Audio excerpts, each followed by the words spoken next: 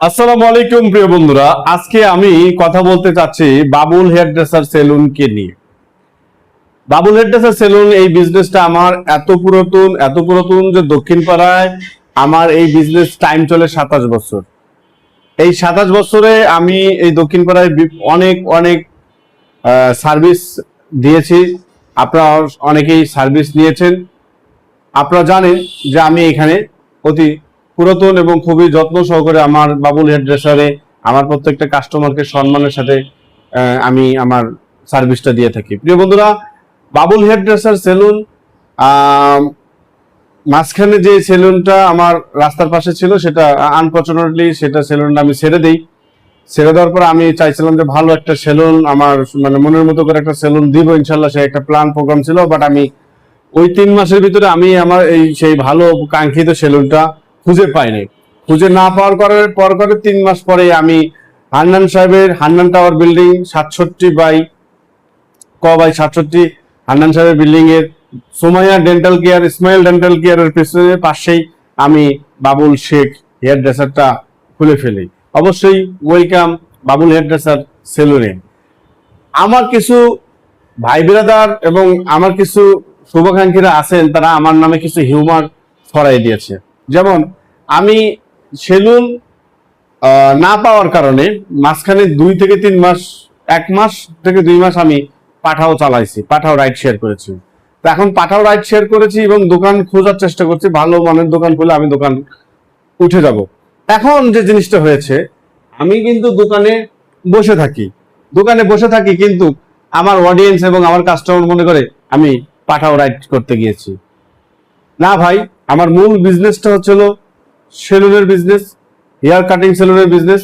এই বিজনেসটা নিয়ে আমি অনেক দূর আগায় যেতে পারি। হ্যাঁ, এই সেলুনে বসে থাকার পরে আমি কিছু ভিডিও মেকিং করে থাকি।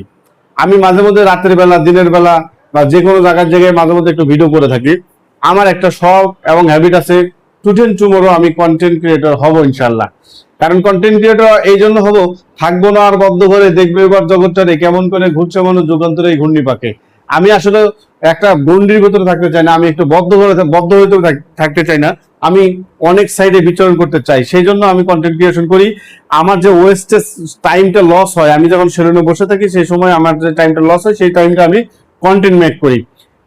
কিন্তু কাস্টমার মনে করে যে না, আমি মনে হয় সবসময় এই ফেসবুক নিয়ে ব্যস্ত থাকি, আমার মনে হয় যে সেলুনের কাজে ব্যস্ত নাই আমি।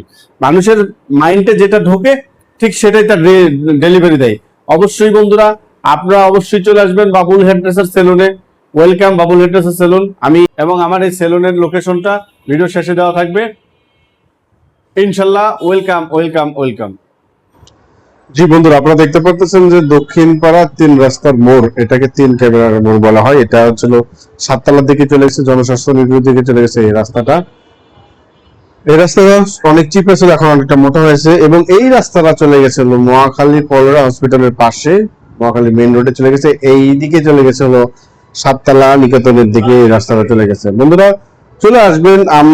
আমি এখন বর্তমানে অবস্থান করছি এই যে সুমাইয়া ডেন্টাল পয়েন্ট এবং স্মাইল ডেন্টাল পয়েন্টের। স্মাইল ডেন্টাল পয়েন্টের এইটা হচ্ছে 3টা শাটারের, এই শাটারটা আসলে বন্ধ আছে। উনি এই যে পাশে যে 4র্থ নম্বর শাটারটা দেখতে পাচ্ছেন, সেই শাটারটার ডান পাশে সেই শাটারটা দেখতে পাচ্ছেন, এইটা হচ্ছিল বাবুল হেয়ার ড্রেসার সেলুন। আপনারা দেখতে পাচ্ছেন আমার সাইনবোর্ডটা এবং সাথে আমার পার্সোনাল নাম্বারটা দেওয়া আছে। আপনারা অবশ্যই নাম্বারটা কালেকশন করে রাখবেন এবং পার্সোনাল ভাবে আমাকে ফোন দিবেন ইনশাল্লাহ।